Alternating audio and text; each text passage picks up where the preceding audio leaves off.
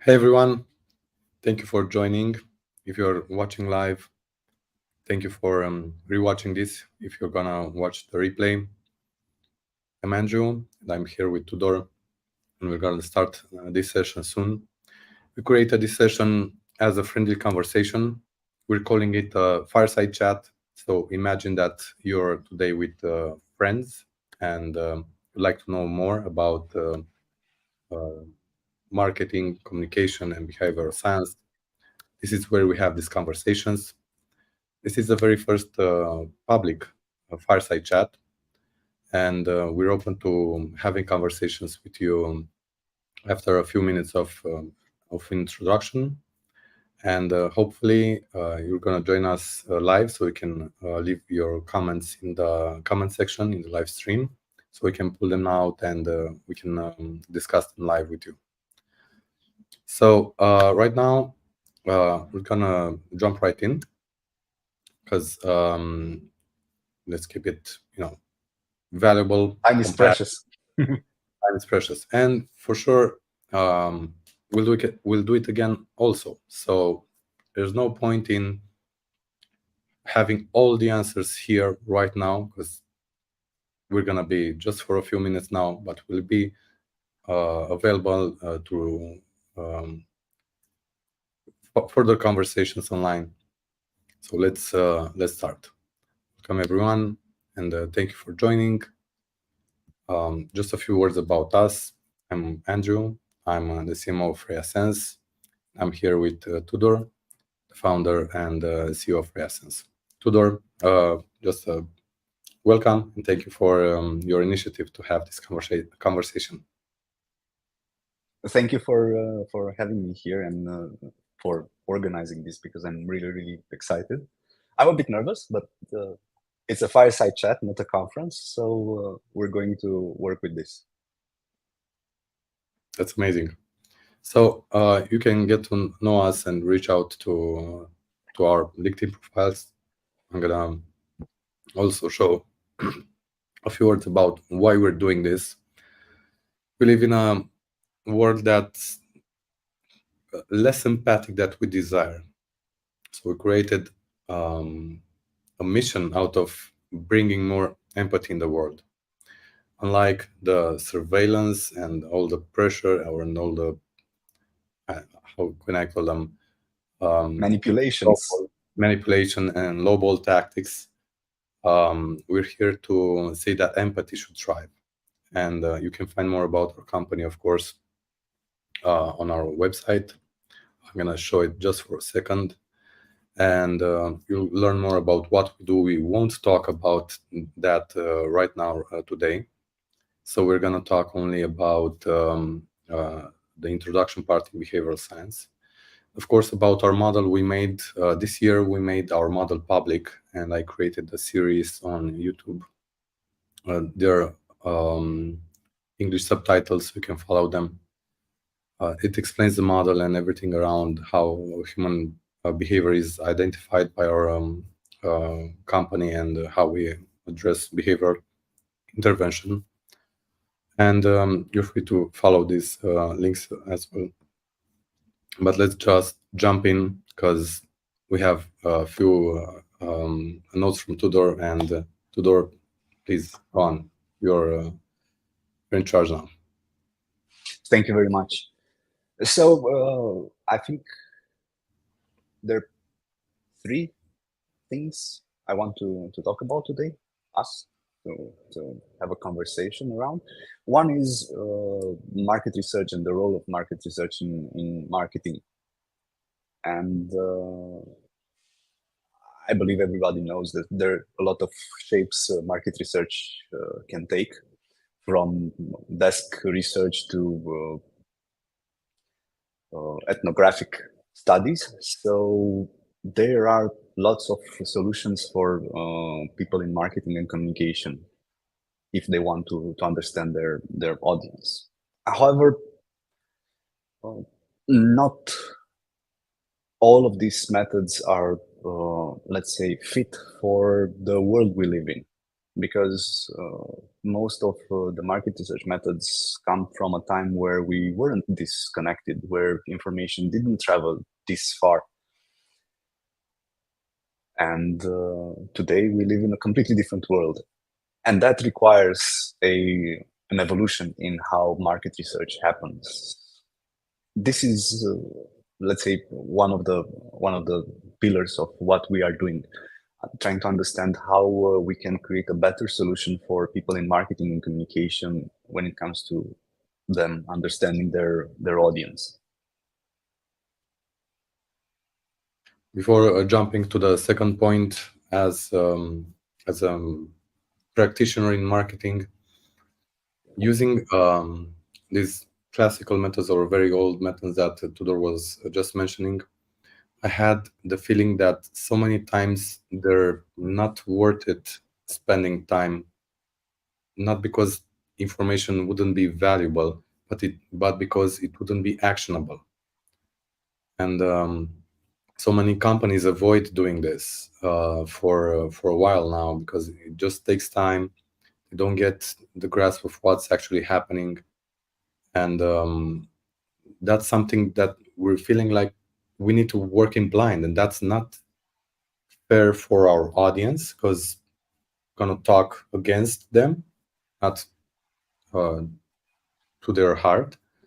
It's not fair to the clients that are employing marketers to marketing, and generally in communication as well, because it's marketing and communication. But it's the point is that once you know that there can be an alternative, to have a more deeper understanding of the market with modern market research methods, that's something that you may want to explore.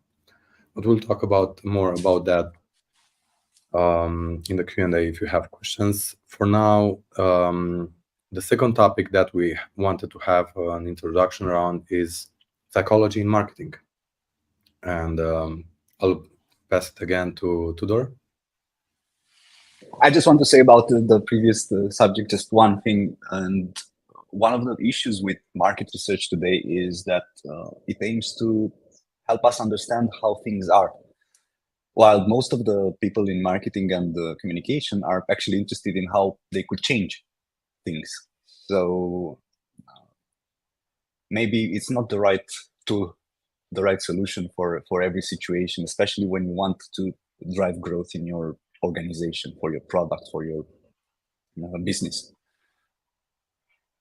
And this brings us to the topic of psychology in marketing, because funny or not, marketing is applied psychology, because at the end of the day, any kind of human communication, and not just human communication, any kind of communication, it has as objective is meant to change hearts, minds, and ultimately behavior. So if you want to understand how to change behaviors, we need to understand how people, let's say, work, their minds work. And that's the role of psychology and behavioral science as a bigger, let's say, umbrella, not just psychology, but other disciplines and sciences that aim to understand how people think and work and decide. And That's I think true. one of the, yes, and here here could be a conflict, but I believe it's not. The conflict is most market research, most people in marketing and communication will probably not need on a daily basis or in their day-to-day work, won't need very deep insights on their audience, on what they're doing, because we have enough empathy to understand how other people work, and we can communicate with a certain level of efficiency. But the world is changing, and you have so many people online, and you have so many businesses that are trying to fight for their attention. And while it's easy to, let's say, to empathize with one or two avatars in our audience, when you have millions of people, it's really hard to see people individually, and it's really hard to communicate in a manner that makes sense for them, leaves them open to our message. And I think this is the role of, let's say, psychology in marketing. What is That's right. your perspective? That's right. I was about to do a fishing joke, but I don't fish, so I'm not an expert in fishing. So they often say this as a metaphor when fishing for clients. You need to go with the right bait. But I know from fishing, from my very few experience, that even with the right bait, it doesn't work. So why is that? There are all kind of factors like the context, like the time of day, like you can still fish the wrong stuff with the right bait. And there's many things around the so-called good practices that we've been taught and we've been overusing. So I'm not telling this to point out negative stuff about that, but the problem is that when everyone uses old Cialdini's principles, be it the initial six or seven, everything looks the same. Everything looks, let's say, scarce, and you have huge urgent sale, limited spots, and everything around that. And that's not empathetic. That's just people start to catch up. Of course, we can talk again about ad blindness or other phenomena that have been tagged. All kinds of biases that are being exploited, but people also catch up on that because they even with even if we are all biased in certain conditions and we all have all kind of triggers that go us into a bias mode, um, they still don't work every time. So every trick in the deck card will help till a certain point. But then you need to go further and understand the network of people that we became globally, especially in big markets, especially in high stakes, especially in crunching, clashing market spaces or clashing brands into who's got those profiles, who's got those profiles, who's got those clients. You really need to get going with understanding how they actually think in their heads. That's why it's obvious that psychology is essential in marketing. Question is how do you make it apply? How do you make it apply? So if you have anything else to add on this topic, Tudor, happy to. No, let's go further because I think the last topic is directly connected to Yeah, this. exactly. Yeah. So what does it mean to really know your audience? I don't know, but that's why we're here to discover, and for that reason, we have a model. So our model is let's say it's borrowing as much as possible from how humans actually understand other humans, how we empathize with other people, because there are so many examples in our day-to-day life where we don't even have to think about this, and we are able to understand other people, read other people, and predict other people's reactions. That's called knowing somebody, right? And for this reason, our model has very specific focus on, for example, personality. What is personality if not how somebody decides or behaves in a consistent mode? And emotions, because we all can recognize emotions, and we know that emotions are uh, the little voices in our heads that tell us how to behave in a certain situation. So if it's fear, it tells me to run. If it's happiness, it tells me to enjoy. And this brings us to the reason why we exist, because just like Andrew said, you said earlier, there is a lot of surveillance, and there is a lot of fight for our attention. And when everything is urgent, nothing is actually urgent.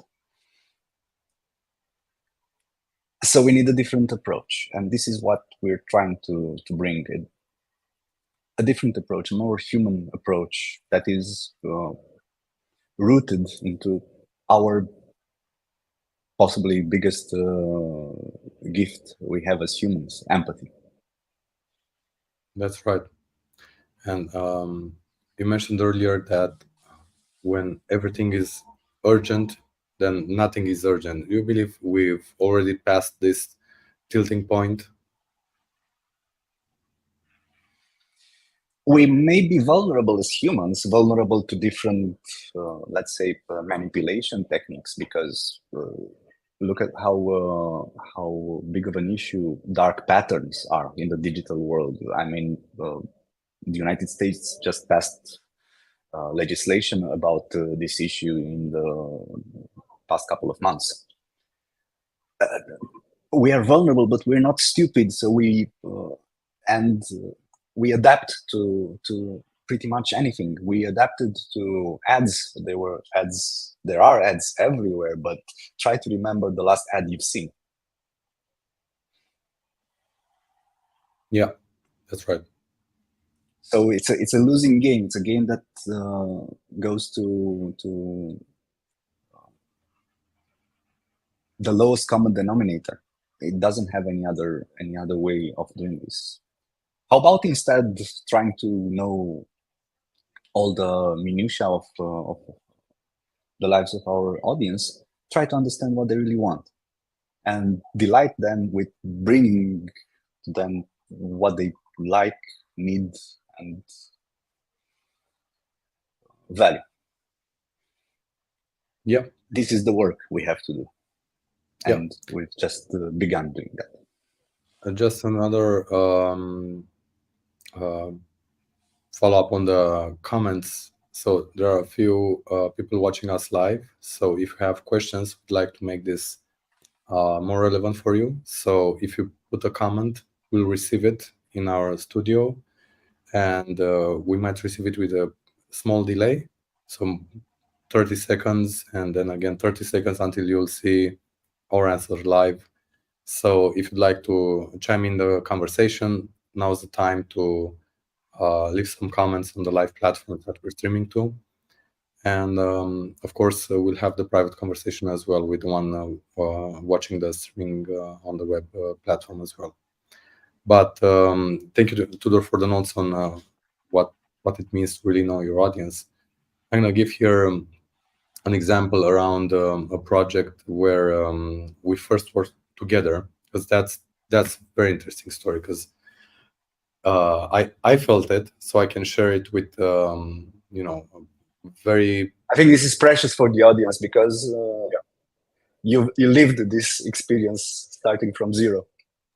Yeah, so I was running an agency back then. So my background is I've been always an agency owner, and I've been doing the whole digital marketing for 10 years or so, and 10 year plus 12 years around when I first did my I was running Facebook ads like 12 years ago, so that's very, very early in the game. So I knew all the tricks and stuff. I knew everything around it. You don't have to, you could have wake me up in the middle of the night and I could tell you a strategy, a tactic, anything around that. This will work, because that used to be the situation in the early times of digital marketing.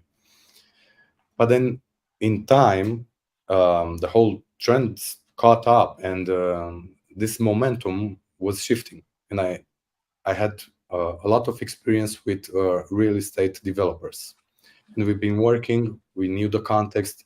We knew exactly how to do all the stuff around the marketing. We knew how to target, who to target, how to make them buy, how to pack the stuff, how to advise the clients to follow up on sales, everything around that. Then after 5 or 6 years of projects with some clients in this space where we explored a lot of stuff, in the early days. Then a new client came and said, "Hey, I want the magic that you did to those guys. I want the same because I know that you've done it. Do it for me as well." So of course, it's serious client. We establish a good deal and say, "Okay, um, we're gonna do magic, but unfortunately, it's not gonna work with the stuff we did last time. I have something new, and I want to try it with you." And they said yes. That's when I met Tudor. In fact, we met earlier. We discussed everything, but that's when we first worked together. We said, "Hey, it's time. I have a client that we can work together on." So we understood the brief. We knew the context. I already have all the experience from the previous customers, everything. And then we did the research. We did the proper research, and we understood that what the client initially tried and what we also did, and all our experience that we had didn't match a research that took us a short time compared to the 5 years of experience that I had on the industry, in the context, on the same type of clients, same type of project, everything around it. So it couldn't match. Like, it was a point of leverage, because the effect was that uh, when we had the baseline ads, and then we had the control ads, and then we had the intervention ads. The intervention ads were bringing more qualified leads, and the point was not more leads. They didn't want more leads. Problem was that people ask stuff about your product, service. They're not really gonna buy. They may be curious. They may be just poking the bear. But with the right messaging and in the right context, with the right audience, we started getting leads up to 9 times more qualified. So instead of working through 100 leads and getting, I don't know, 10 qualified meetings, we had almost 90% of the clients were actually, yeah, that's right, I'm looking into that. That's what I want to get. And it was just a combo of two pairs of findings that made a difference. And everything around the good practices would be, yeah, push the pains, the gains, the benefits, everything around that, the value proposition, and that's good. That's right. And then, of course, do the research, talk with the clients, see what's their, I don't know, job speed, whatever. So all those practices are good, but they can get you so far. And I can share this after years of actually working with this and seeing and feeling the difference, because it cuts out all the noise. So basically, the signal to noise ratio is very good, rather than just A/B test until you're, I don't know, fired from the project because you don't bring in results as a marketer. But that's just the marketing part. The thing is that market research works in broad communication, strategic communication, and in digital product adoption, avoiding churn for products. So that's why we're advocates for this. And not only that, we're advocates for proper research, we're doing it for scaling empathy. So pushing the empathy agenda, I personally call it empathy acceleration, NISM. But that's a different topic. So yeah, that was the my live experience, and I'm gonna look again for comments if we have comments to pull out in the live stream on the social platforms. Otherwise, yeah. Meanwhile, Tudor, if you have some thoughts on this. I really liked our project because it was as surprising for me as it was for you. I believe the results. I couldn't predict how what we're going to find. And what I really liked about it, about the project, was how fast you could see those insights actually delivering value for you.